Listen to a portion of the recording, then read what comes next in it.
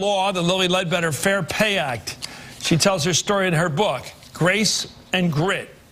And we're also fortunate tonight to have U.S. Congresswoman Allyson of Pennsylvania, from where I grew up, one of the 9 states with legislation pending that would, it's not her fault, by the way, this is the state legislature, she's a national legislator, that would have women have to have ultrasound before an abortion. Welcome to you both. I don't know where to start, but let's start in Pennsylvania. There are 2 measures. Let me go with Congresswoman Schwartz.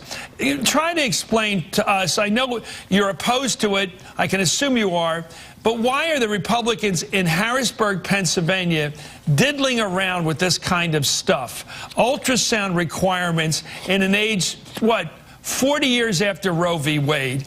And isn't this just another undue burden, another way to stop or to punish or what people are having chosen to have an abortion?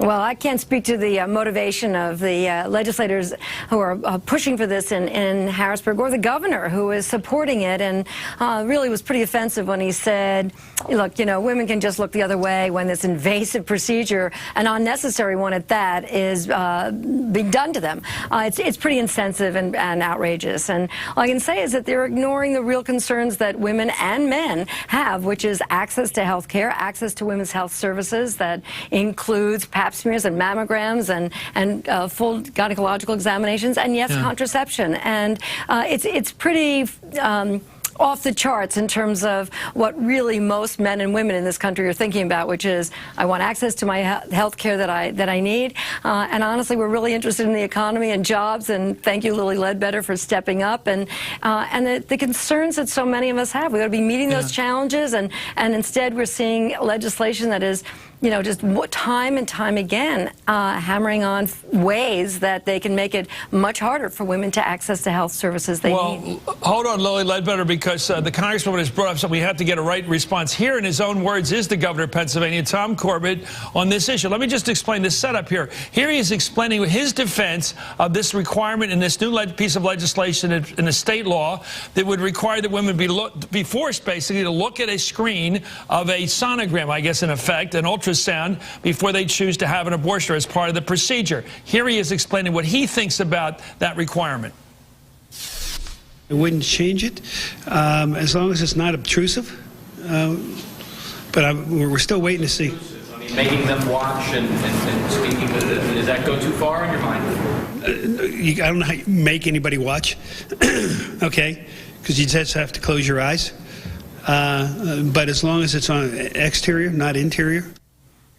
Well, Lilly Ledbetter, I want you to get into this generally. I know you're not an expert on this, but here is the case of where the Republican Party, for whatever reason, is pushing very hard here to, I think, make it, but having an abortion, which is also certainly not a joyful experience for anybody, to make it even less so, and make it something, I would think, putting a burden on a woman, forcing her to have to go through a new procedure on top of the one she's already going through.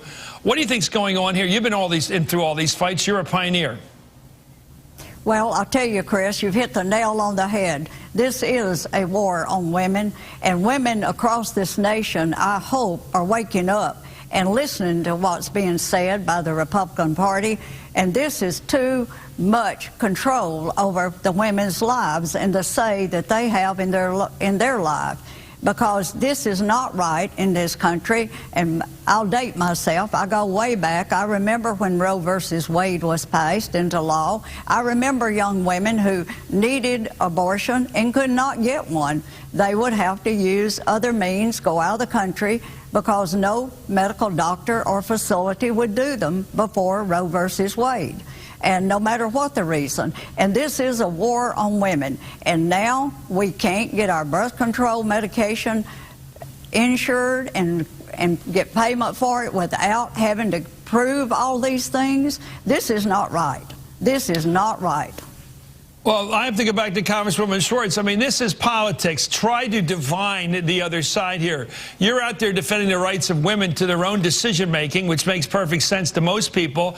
On the other side, there seems to be people, culturally or whatever, from their own moral perspective or whatever, getting very aggressive here. And I mean, these issues I thought were settled. Certainly, I have not heard a sermon in my own religion against birth control since the 1950s. Seriously. As a church-going person, I've never heard it, even within my cultural world, my religious world. To bring it into the public square, to bring it into the legal world, to fight it there, it just seems to be very aggressive for people. My thought. Well, you know that you've seen this. Men and women across this country support access to contraception. They do, and they use contraception or they don't, if that's their personal decision. But the fact is that it is a part of women's health care, and men support it as well. So from a political perspective, I have to say, I understand there are people who, it's a very difficult issue for some people, and people feel very strongly about it. But, religious freedom in this country really means that our government doesn't make those religious decisions for you or moral decisions for you, and offers opportunity for women to get the health services they need. And this is a conversation that I thought we've had years ago, that we would have access to important women's medical care, and it would be done in a safe and legal way. And so really this is really an interesting political decision on the part of the Republicans to take this on time and time again. On the federal level, we've seen we almost shut down the government over trying to not fund Planned Parenthood and family planning services. We have seen, obviously, recent legislation to try and make sure that contraception is not a part of standard insurance packages, which it is now in this country. So you're right, some of this felt that it was settled. They're bringing up these issues that feel very extreme, very right-wing. It's a very narrow agenda. Again, when all of us, many of us, and most Americans want us to be tackling improved health, access to health services for all Americans, making sure we tackle the issues around the economy. It's hard to understand, and it's losing women's votes. It's great to have you represent my own area where I grew up. Thank you. Right into my old paper in Somerton, the 58th Ward. It's great to have you up there with those people. Let me ask you, Lilly Ledbetter, who you really are the most famous person to come on this show in a long time. What do you think politically is going on in the Republican Party? Why do they take up the cause against, as you see it, against women as a gender? What is it in their culture that makes them keep going to the ramparts in these wars against women's rights? Evidently, they don't recognize women for what they are worth and their value. And two, it sort of distracts from the campaign right now. What really is important, and it's just like what the senator said, we need jobs in this country. We need to put women back to work. We need to get our women, for our families' sake, paid equally to what the men are paid. And we've got to focus on our American families to get this country built back up to where we were at one time, being #1 around the world. And we're losing it with our family issue, with women having to work 2 jobs, maybe 2 and a half, working on a weekend, to make ends meet, and still can't, and have to have help from their families. Another thing I've learned traveling this country, Chris, is that the older women in this country make up the largest group of seniors, and most of us are widows, and some are having to move in their children's homes, and this is not right. This is a hardship in this country on the American family, and it's just a fundamental right that our families can get these health care services covered, that we can be paid equally for our work, because it's a fundamental American right. Well, thank you so much. It's an honor having you on, Lilly Ledbetter. My daughter, by the way, she works at Google now. She's a college grad from Penn. And if she ever found out that one of the guys working at her level was making more money, I wouldn't want to be between her and the boss. Anyway, thank you, Lilly Ledbetter. Allyson Schwartz, Congresswoman, thank you so much from Pennsylvania. I'm watching your career, by the way, all the time, watching how well you're doing on Ways and Means, and perhaps something greater soon. Up next, at some point. Up next, Mitt Romney's dogged once again by that old story of the dog. The Irish setter up on the roof of his car. It ain't going away.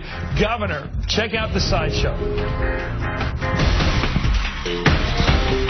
Saturday and Sunday mornings, MSNBC has a new weekend lineup. Starting